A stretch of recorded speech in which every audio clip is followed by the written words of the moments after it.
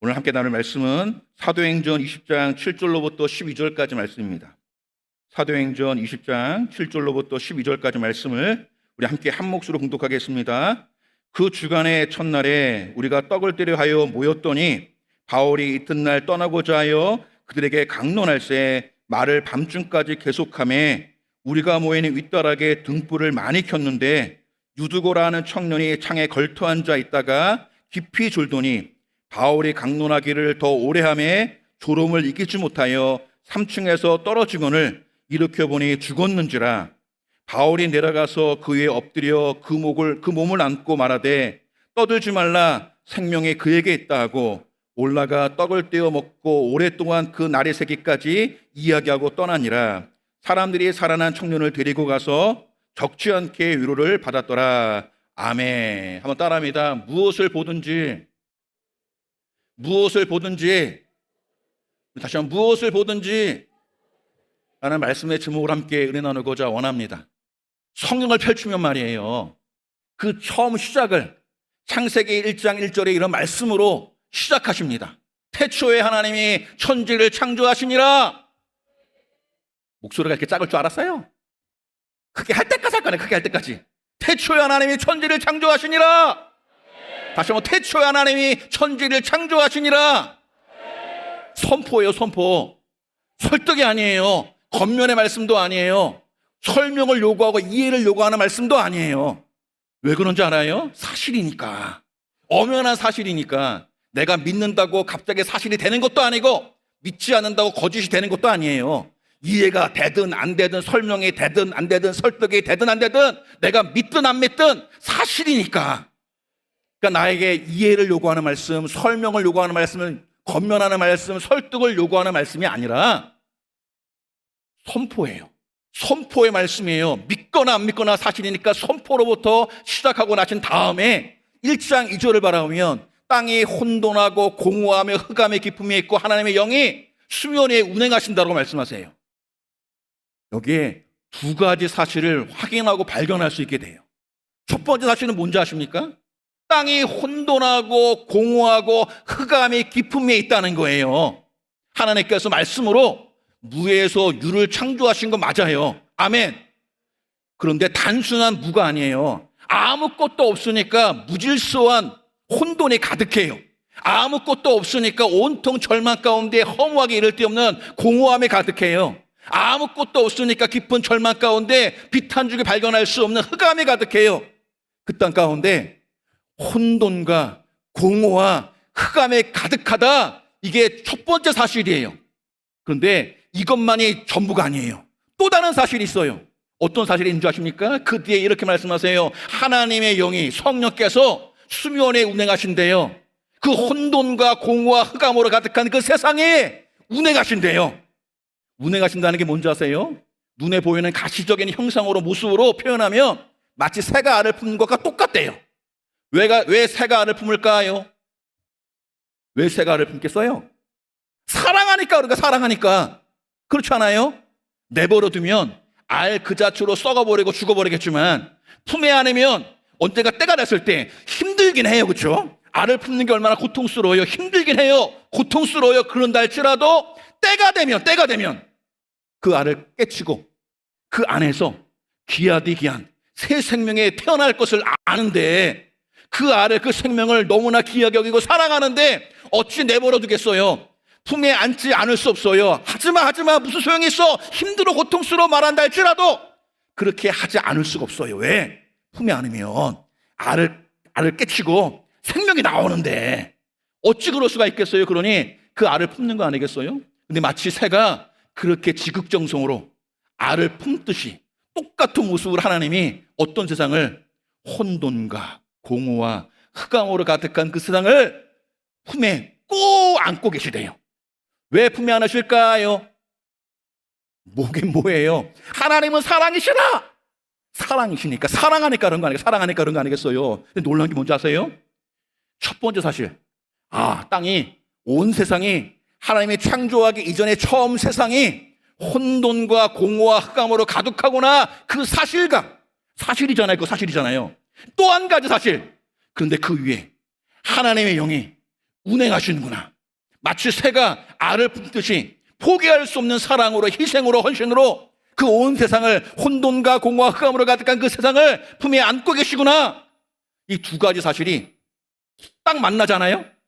딱 만났더니 어떤 일이 벌어지느냐. 그 다음 절에 빛이 있으라 하심에 빛이 있었고 혼돈이 떠나가요. 아멘. 공허가 떠나가요. 아멘. 흑암이 떠나가요. 아멘. 어떻게 그 혼돈과 공허와 흑암에 떠나갈 수 있을까? 믿을 수 없는 그 상임에도 불구하고 어느 순간 하나님의 그 위에 운행하시니까, 하나님이 그와 함께 하시니까, 내 아멘 할 때까지 할 거야 내가. 하나님 운행하시니까, 하나님이 함께 하시니까 혼돈이 떠나가고 공허가 떠나가고 흑암이 떠나가고 무질서가 질서 잡힌 체계가 되어지고 허무하게 이를 떠는 그 공허함이 오히려 하나님께서 희망으로 가득한 세상으로 바꿔주시고 흑암으로 가득한 그 깊은 절망을 밝게 빛으로 밝혀주시잖아요. 오늘 말씀도 마찬가지예요. 두 가지 사실이 있나요? 두 가지 사실이. 오늘 말씀의 상황을 가만히 보면 간단해요. 사도 바울이 일주일을 여정 삼아서 두기고로 하는 곳에서, 드로아라고 하는 곳에서 선교여행을 떠났어요. 그 드로아의 성도들에게 복음을 증거하고 있단 말이에요. 그때가 이스라엘의 출애굽을 기념하는 무교절 기간이거든요. 그 무교절 기간에 예배드리고 떡을 떼면서 성찬을 나누면서 말씀을 나누고 기도하고 막 그랬어요. 근데 당시에 한번 생각해 봐요. 당시에 통신시설이 발전이 됐겠어요? 뭐 전화가 있었겠어요? 팩스가 있었겠어요? SNS가 있었겠어요? 인터넷이 있었겠어요? 오직 편지밖에 없잖아요. 손으로 정성스럽게 쓴 편지밖에 없는데 그 편지도 상대방한테 도달하려면 꽤 복잡하고 어려운 과정을 거쳐서 그것도 오랜 시간이 걸린단 말이에요. 뿐만이에요. 교통시설은 또 오죽 열악해요. 그렇죠? 비행기가 있었겠어요? 뭐 차가 있었겠어요? 버스가 있었겠어요? 기차가 있었겠어요? 고장 낙타 타고 말 타고 낙이 타고 아니면 걸어서 이 나라에서 이 나라로 저 지역에서 저 지역으로 이동하는 거 아니겠어요? 그런데 지금 이 드로아의 성도가 누구를 만나고 있다고요? 누구를 만나고 있다고요? 꿀 먹은 벙어리처럼 누구를 만나고 있어요? 사도 바울을 만나고 있어요. 생각해봐요. 이 사도 바울을 그동안 편지로만 소식을 들었어요. 근데 웬걸 이제 눈앞에서 직접 보면서 대화를 나누고 말씀을 나눠요. 이전에는 말이에요. 편지 글로써 복음을 전해 들었어요. 근데 이제 웬걸 직접 눈앞에서 그 음성을 들으면서 그 목소리로 생생하게 그 말씀을 듣고 있단 말이에요. 이게 얼마나 감격스럽고 얼마나 기쁘겠어요.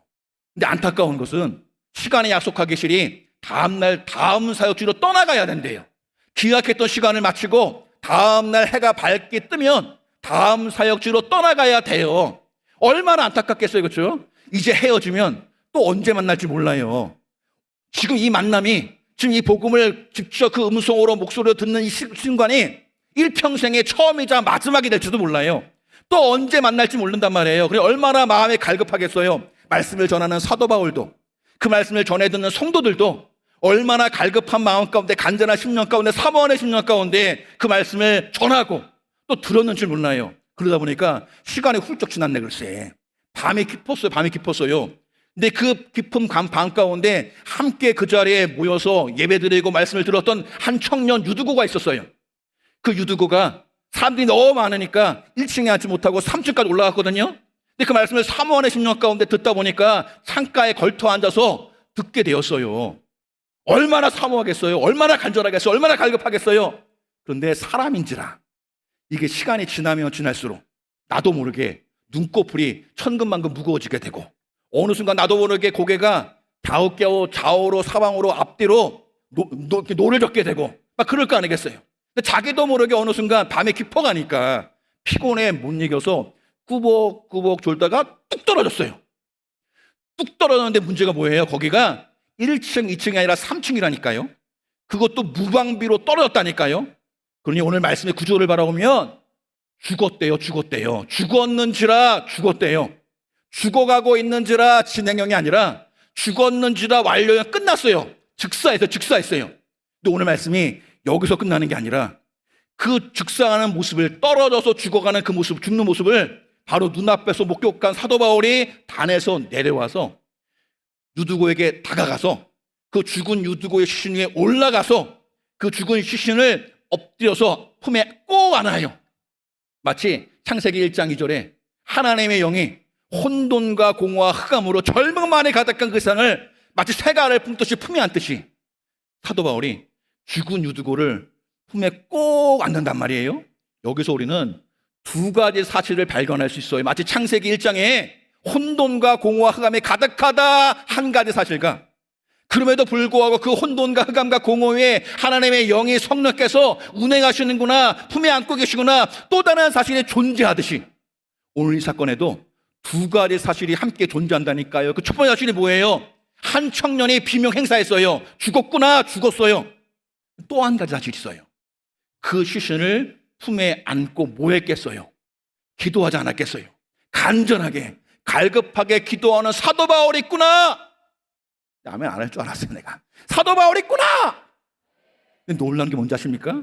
이 두 가지 사실이 딱 만났더니 죽은 자가 살아나요. 절망이 희망이 돼요. 얼마나 놀라운 일 아니겠어요? 근데 제가 굳이 창세기 말씀을, 이 사도행전 20장 말씀을 함께 나누는 이유가 있어요. 우리 삶도 마찬가지예요.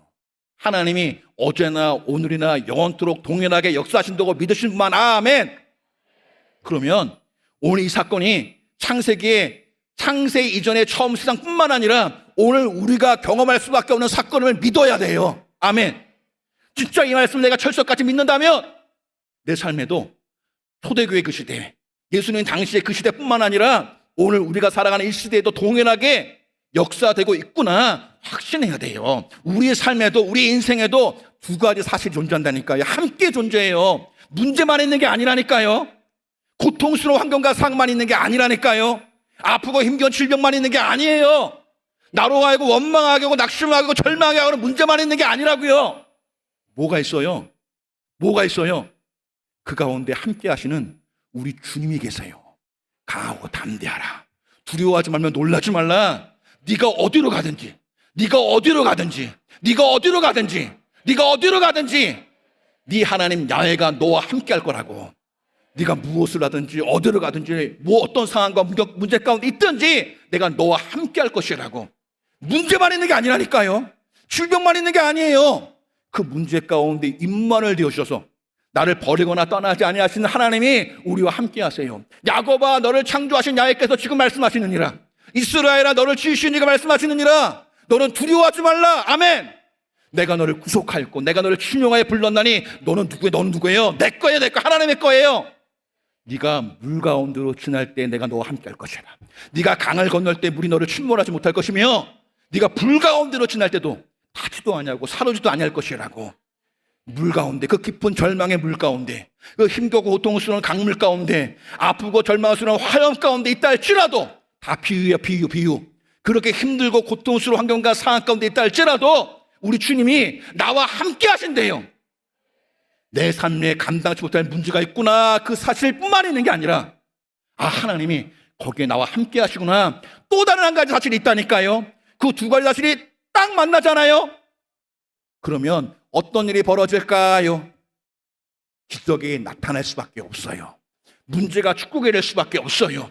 질병의 치료가 될 수밖에 없어요. 절망이 희망이 될 수밖에 없어요. 위기가 기회가 될 수밖에 없어요. 닫혔던 문이 열어지고 막힌 다음에 허물어지고 끊겨진 길에 새 길을 열어주시고 놀라운 축복과 은혜가 우리 삶 가운데 임하여 줄 수밖에 없어요. 믿으시면 아멘. 믿으시면 아멘. 진짜 믿나요? 진짜 믿으세요? 진짜 믿냐고요? 진짜 믿으시면 오늘 말씀의 제목이 뭐예요? 한번 따라합니다. 무엇을 보든지. 다시 한번 무엇을 보든지. 다시 한번 무엇을 보든지. 내가 이전까지 무엇을 보았든지, 지금 내가 무엇을 보든지, 앞으로 무엇을 보게 되든지, 내가 어떠한 삶을 살았든지, 지금 살고 있는지, 앞으로 살게 될 건지, 내가 어떠한 환경과 상황과 문제 가운데 있었든지, 지금 있는지, 앞으로 살게 되든지 상관없어요.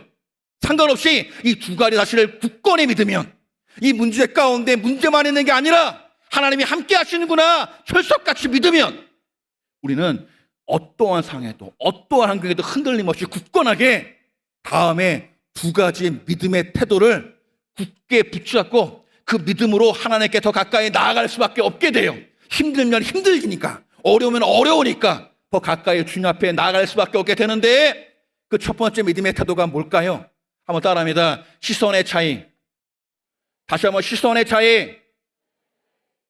내가 무엇을 보든지 어떠한 상황 가운데 있든지 문제만 있는 게 아니라, 나 홀로 그 문제만 겪는 게 아니라 하나님이 함께 하시는구나 철수같이 믿으면, 그리고 하나님이 함께 하시면, 그 두 가지 사실이 만나면 기적이 임할 수밖에 없구나 믿게 되면 시선의 차이를 인정하고 긍정할 수밖에 없게 돼요. 이런 말이 있어요. 한번 따라합니다. 믿음의 사람은 보는 대로 믿는 자가 아니라 믿는 대로 보는 자입니다. 아멘. 내 눈에 보이는 대로 믿는 자가 아니라 믿는 대로 보고 믿는 대로 살고 믿는 대로 나아가는 자예요. 사랑하는 여러분, 여러분 눈에 뭐가 보여요? 뭐가 보여요? 오늘 그 눈으로 오늘 말씀의 상황 가운데 뭐가 보이는지 한번 보세요. 뭐가 보일 것 같아요? 오늘 말씀에 사도 바울이 보일 거예요. 그렇죠? 그리고 갑자기 뚝 떨어져서 즉사한 유두고라는 청년이 보일 거예요. 그 청년이 떨어졌을 때 죽어가고 있는지라 진행형이면 할 게 많아요. 상태에 따라서 의원에 데리고 가든지 병원에 데리고 가든지 응급조치를 하든지 도움의 속기를 원하든지 할 게 많단 말이에요.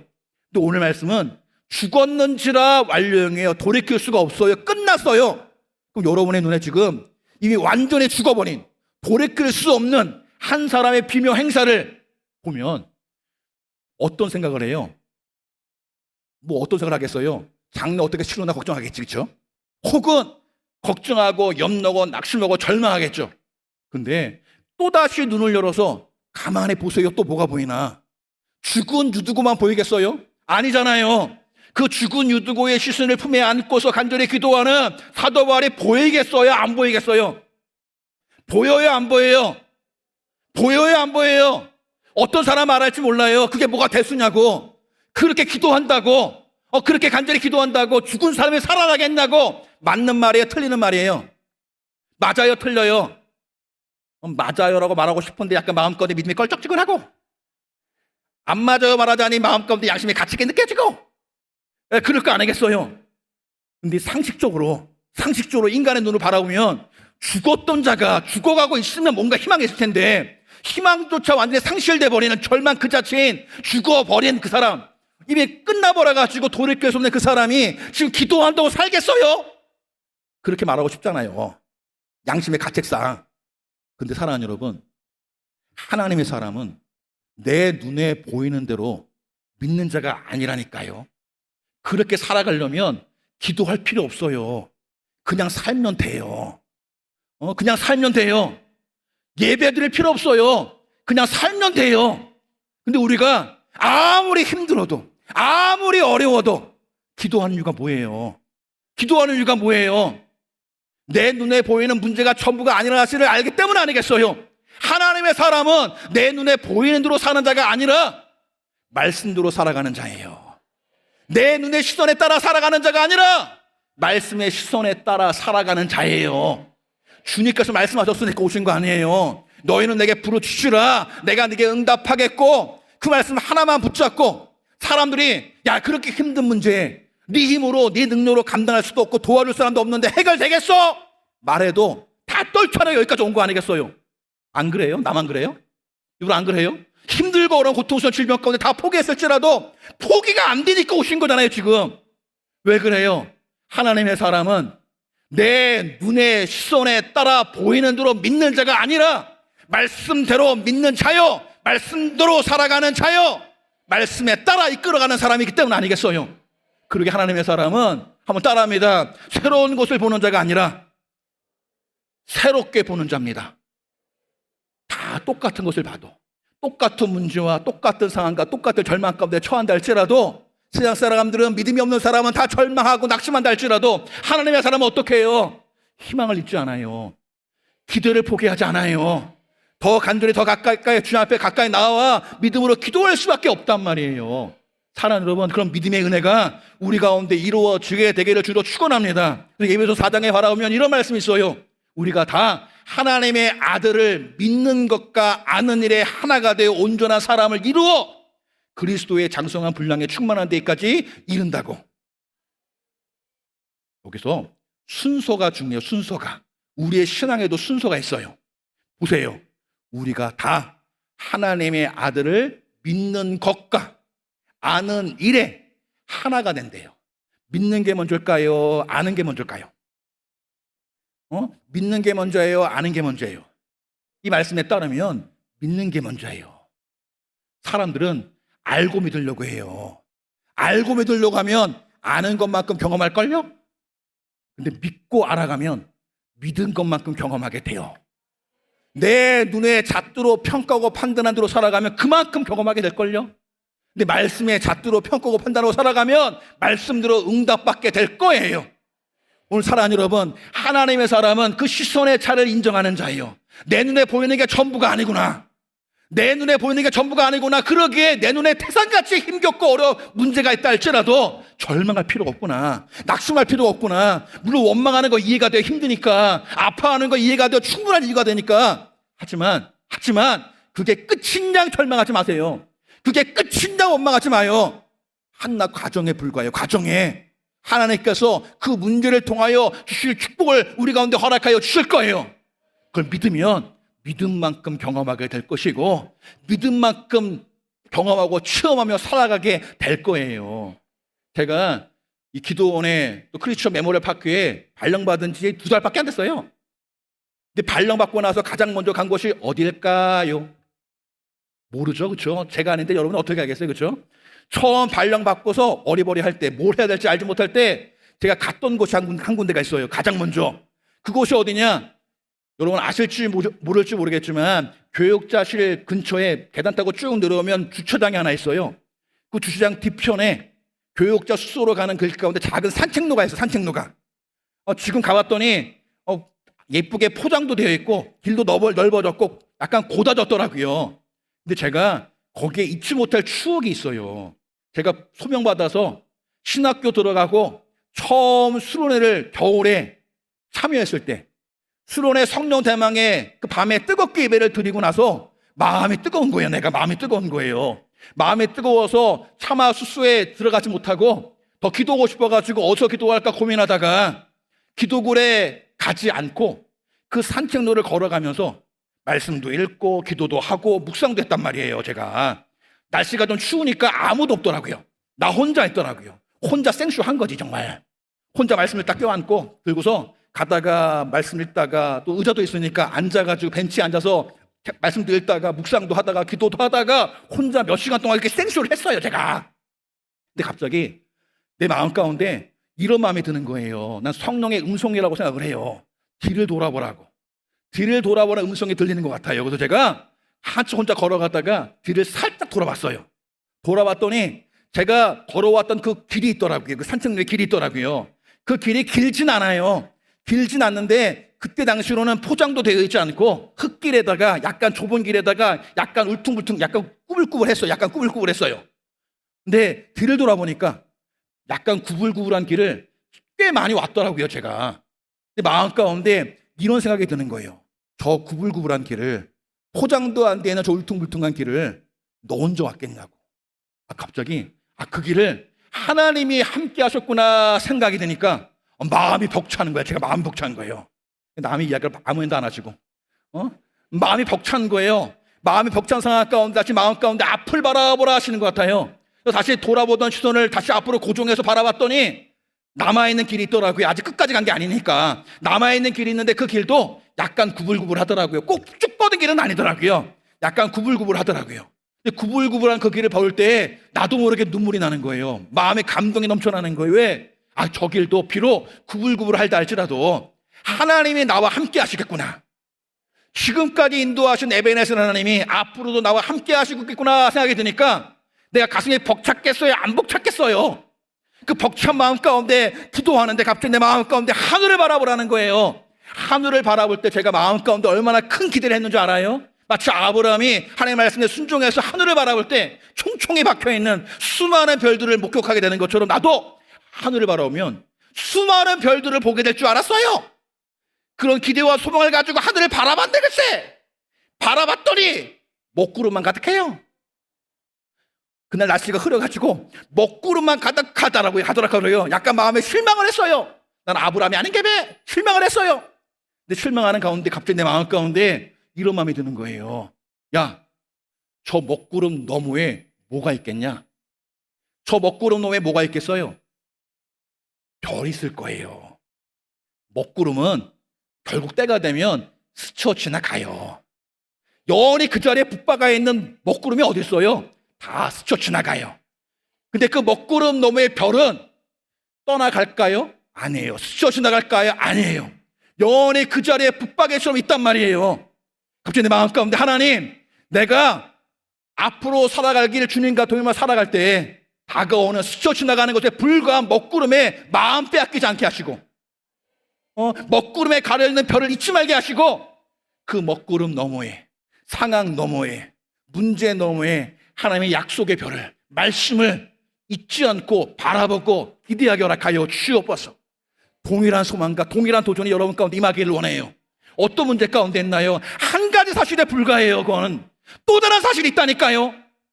믿음의 눈으로 또 다른 사실에 집중해서 바라보세요. 그럼 내가 저희는 모든 먹구름 같은 문제가 한낱 스쳐 지나가는 과정에 불과하고 그 너머에 놀랍도록 반짝이는 별이 그 약속의 말씀이 내 삶 가운데 성취되고 이루어지고 아멘도 안 하고 내가 성취하고 이루어지고 아멘 소리가 이 정도밖에 안 되고 성취되고 이루어지고 이것밖에 안 되고 성취되고 이루어지고 그렇게 될 줄 믿습니다. 두 번째 믿음의 태도가 뭔지 아세요? 우리가 두 가지 사실이 있음을 깨닫게 되고 그 두 가지 사실이 만나는 기적과 은혜를 기대하게 되면 시선의 차이만이 아니라 우리의 행함, 우리의 실천과 관련해서 우선순위의 차이를 경험하게 돼요. 이런 말이 있어요. 한번 따라합니다. 믿음은 기회의 문제가 아니라 이 기회의 문제가 아니라 기회의 문제가 아니라 요놈의 입의 문제입니다. 저도 내 믿음과 관련해서 중요한 거 뭔지 아세요? 귀가 문제예요. 귀는 말이에요. 다 들어요. 뭐만 들어요? 들리는 것만 들어요. 가리는 법이 없어요. 들리는 거 다 들어요. 근데 여러분의 입은 들리는 대로 말할 수도 있고 들리지 않는 대로 말할 수도 있어요. 귀는 말이에요. 필터링이 안 된다니까요. 좋은 소리든 나쁜 소리든 귀를 막지 않는 이상 다 들려요. 근데 입은 굳이 막지 않아도 다르게 말할 수 있어요. 근데 오늘 그 잘난 귀를 열고서 오늘 말씀의 상황에 귀를 기울여보세요. 무슨 소리가 들릴까? 뻔해요. 사도 바울이 전하는 그 말씀이 그 가운데 가득할 거 아니겠어요? 그 말씀 소리만 들리다 갑자기 뒤에서 쿵 소리가 났어요. 뒤를 돌아보니까 웅성웅성대요. 뭔 소리가 싶었더니 한 청년이 죽었대요. 누구야? 갑자기 유두고야 소리가 들려요. 만약 유두고가 평상시에 믿음이 개차반 같았으면 별로 좋지 않았으면 아마 그 중에 몇몇 사람들은 마음속에서라도 이렇게 말했을걸요. 평상시에 믿음이 크면 그 꼴이니까 이렇게 중요한 자리 가운데 비명 행사하지 뭔 죄를 저기서 뭔 힘들고 아픈 범죄를 범해서 정죄하고 판단하고 비난할 거고 평상시에 유두고의 믿음이 참 좋았으면 안타까운 마음 가운데 그렇게 좋은 믿음의 사람이 이런 힘든 일을 겪었을까 걱정하고 염려하고 막 그랬을 거예요. 좋은 소리든 나쁜 소리든 긍정하는 소리든 부정하는 소리든 비난의 소리든 칭찬의 소리든 위로의 소리든 무슨 소리든 그 소리가 가득하지 않겠어요? 근데 그 가득한 상황 가운데 갑자기 사도 바울이 뭐라고 말하는 줄 알아요? 이 말씀을 읽어봐야 돼요. 한번 읽어보겠습니다. 사도행전 20장 10절 말씀입니다. 10절 말씀 읽어보겠습니다. 시작. 바울이 내려가서 그에 엎드려 그 몸을 안고 말하되 떠들지 말라 생명이 그에게 있다 하고 아멘. 따라합니다. 떠들지 말라 생명이 그에게 있다. 참 생각해 보세요. 한 사람이 죽었을 때 걱정하는 소리든 비난하는 소리든 좋은 소리든 나쁜 소리든 그 상황에 맞는 소리일까요? 안 맞는 소리일까요? 좋은 소리든 나쁜 소리든 긍정적인 소리든 부정적인 소리든 간에 떨어져 죽었어. 뭔 일이래? 무슨 잘못했어? 그렇게 좋은 사람이 어떤 일을 이런 힘들고 어려운 일을 겪는 거야? 걱정하는 소리든 비난하는 소리든 그런 소리가 막 들릴 때 그 소리가 상황에 맞는 소리예요? 틀리는 소리예요? 가만히 바라보면 다 상황에 맞아요. 죽었으니까 그 말하는 거 아니겠어요 지금? 죽었으니까 안타까운 마음 가운데 행하는 거 아니겠어요? 근데 놀라운 것은 그 상황에 맞는 소리가 부정적인 소리든 긍정적인 소리든 비난의 소리든 아니 위로의 소리든 막 들려지는 그 상황 가운데 갑자기 사도 바울이 떠들지 마! 시끄러워! 라고 말하면서 이렇게 말하는 거예요. 생명이 그에게 있다고. 지금 즉사했다니까요. 죽어가고 있는 지가 아니라니까요. 이미 죽었어요. 생명을 잃었어요. 차디차게 온기를 잃어버렸단 말이에요. 그러면 그 상황 가운데 떠들지 마! 생명이 그에게 있어. 이 말은 상황에 맞는 말이에요. 상황에 어울리지 않는 말이에요. 죽었는데, 다 죽었는데 죽은 사람 앞에서 떠들지 마! 생명이 그에게 있어! 죽었다니까요. 제가 굳이 이렇게 강조하며 말씀드리는 건 뭔지 아십니까? 오늘 말씀의 결론을 우리가 알고 있지만 오늘 말씀의 결론은 지금 상황에 딱 맞는 소리, 내 귀에 들리는 그 소리대로 일이 끝나는 게 아니라니까요. 지금 이 상황과 전혀 어울리지 않는 말씀대로 이 상황에 풀려졌잖아요.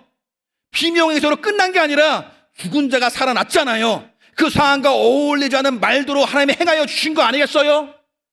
기도원에 발령받고 나니까 교회학교에서 오랫동안 사역했거든요. 제가 교회학교 교감이자 교장으로서 오랫동안 사역했거든요. 근데 여의도에 있을 때는 찾아오지도 않다가 기도원에 있으니까 찾아와요. 오늘도 점심에 어떤 제자랑 같이 식사하다가 약간 늦을 뻔했는데 찾아오는데 다 하나같이 좋은 소리겠어요? 나쁜 소식이겠어요? 좋은 소식을 함께 기뻐했으면 얼마나 좋아요. 근데 그런 거는 열 중에 하나고 거의 대부분은 다 힘들고 어려운 얘기만 가득해서 기도 부탁하러 왔더라고요. 기도 부탁하러. 기도원에 오는 김에 부탁하려고 왔더라고요. 다 힘든 문제예요.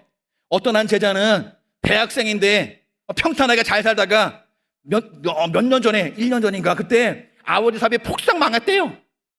가세가 기울고 빚더미 가운데 올라타게 앉아가지고 살던 집에도 쫓겨나가지고 지금 어디로 가야 될지 모르겠대요. 가슴 아파 죽겠어요. 가슴 아파 죽겠어요. 학교를 휴학하고 난 다음에 지금 학교를 더 다녀야 될지 말아야 될지. 그 친구의 비전이 유학 가가지고 교수가 되는 게 꿈인데 유학은커녕 그 누구도 자기를 뒷받침할 데가 없으니까 의지할 데가 없으니까 희망을 포기해야 되나 꿈을 포기해야 되나 낙심하는 가운데 기도하려고 왔다가 같이 밥 먹었어요. 어떤 30대 초반의 한 제자는 글쎄 청년인데 결혼도 했는데 아이도 했는데 갑작스럽게 힘겨운 질병 가운데 배로 고통당해가지고 지금 매일매일을 죽음을 묵상한대요. 그 젊은 애가 얼마나 가슴이 아파요 정말. 좋은 소식 좀 들려줄 것이지 이 힘든 소식만 들려주는 건 뭐예요. 또 어떤 학부모는 말이에요. 그 남편이 누구나 부러워하던 직장에 다니다가 최근에 명예퇴직해가지고 직장을 그만뒀대요. 두고 난 다음에 갑자기 공황지상을 겪으면서 잠도 못 이루고 고통받고 있대요. 그 주변에 자녀들은 엄마 뭐 그런 것 때문에 걱정하냐고. 본인은 힘들어요. 아파요. 그뿐인가요? 대교고성도 찾아와서 이렇게 저렇게 문제 어려움을 말하면서 막 이야기해요. 마음이 아파요. 아플만 하잖아요. 안 그래요? 네, 이렇게 여러분 마음이 강팍한 줄 알았어요. 제가 아프잖아요. 얼마나 불쌍해 안타까워요. 정말 할 말이 없이 정말 마음이 안타깝고 아파가지고 기도하면서 내 마음 가운데 마음이 뭉클해가지고 눈물밖에 안 나오더라고요. 근데 한참 기도하는데 이런 마음이 들어요. 그런데 충분히 원망하고 아파하고 낙심하고 힘들어할 만한 상황이고 충분히 이해가 되는데 여기에 기도원에 나를 만나러 여기까지 왜 왔어요? 지금 한탄하러 왔어요? 하소연하러 왔어요? 응답받고자 왔잖아요. 우리 주님 말이에요. 다 공감하세요. 다 함께 아파하시고 다 함께 그 고통을 공감하시지만 공감으로 끝내신 분이 아니에요. 너희는 내게 부르짖으라. 내가 네게 응답하겠고. 응답하시려고 부르시는 거예요. 지금 원망한들, 낙심한들, 절망한들 마음은 좀 편할지 모르겠지만 그런다고 문제가 바뀌겠어요? 문제가 변화되겠어요? 그 문제와 딱 맞는 한탄을 행한들, 그 문제와 딱 맞는 하소연을 행한들, 그 문제가 달라지겠냐고요. 지금 그 상황 가운데 필요한 게 뭐예요? 그 상황과 어울리지 않는 말이에요. 그 상황과 어울리지 않는 선포예요. 그 상황과 어울리지 않는 믿음이에요. 마음가운데 그런 생각이 딱 들면서 제가 울던 마음을 딱 내려놓고 눈물을 닦고 이렇게 얘기했어요. 하나님, 이 친구의 문제 해결될 줄 믿습니다. 다쳤던 꿈이 열어질 줄 믿습니다. 잠시 힘든 거니까 이 힘들고 어려운 문제를 통하여 경험하게 될 하나님의 놀란 기적과 축복과 능력이 있을 줄 믿습니다. 사랑하는 여러분, 잊지 마세요. 하나님의 사람은 내가 필터링 안 되는 그 귀에 들리는 대로 그 상황에 맞는 말대로 이루어지는 게 아니라 말씀대로 그 상황과 전혀 어울리지 않는 믿음대로 역사하심을 믿는 사람들이에요. 태산 같은 문제가 앞에 있단 말이에요. 그 태산 같은 문제 앞에서 하나님이 요구하신 것 딱 하나예요. 뭔지 아세요? 태산을 옮기는 것이 아니에요. 착각하지 마세요. 태산을 옮기는 게 아니라 저 태산이 옮겨질 걸 기대하고 바라보면서 태산아 옮겨질 지어다! 말만 있으면, 입술만 있으면 돼요. 입술만 있으면 돼요. 태산을 옮기는 믿음이 아니라 태산을 향하여 옮겨질 지어다! 말할 수 있는 믿음이라니까요. 그 믿음은 입만 있으면 된다니까요. 입만 있으면 돼요. 제가 언젠가 아동부 설교할 때 이런 제목으로 말씀을 증거한 적이 있어요. 한번 따라합니다. 하나님의 사람은 달밤에 체조하는 사람입니다. 또 이런 설교한 적이 있어요. 한번 따라합니다. 하나님의 사람은 물에 빠졌을 때 입만 둥둥 뜨는 사람입니다. 깜깜한 밤 가운데 다 절망해도 하나님의 사람은 곧 다가올 아침 있음을 아니까 덩실 춤을 춘다니까요. 기대하니까. 밤에 주는 걱정과 두려움이 아니라 다가올 아침에 대한 기대 때문에 물에 빠져요. 물에 빠지는 거 어쩔 수 없어요. 피하고 싶으면 피할 수 없었어요. 원하지 않았지만 다가오게 되었어요. 근데 그런다 할지라도 내 몸은 다 빼앗겨도 입술만큼 빼앗기지 않는다니까요. 물 아래에 두지 않고 물 위에 두면서 물 아래에 두면 어떻게 될까요? 꾸역꾸역 물 마시면서 나 죽었어! 나도 그렇겠죠, 그렇죠? 근데 물 위에 두면 할 게 많아요.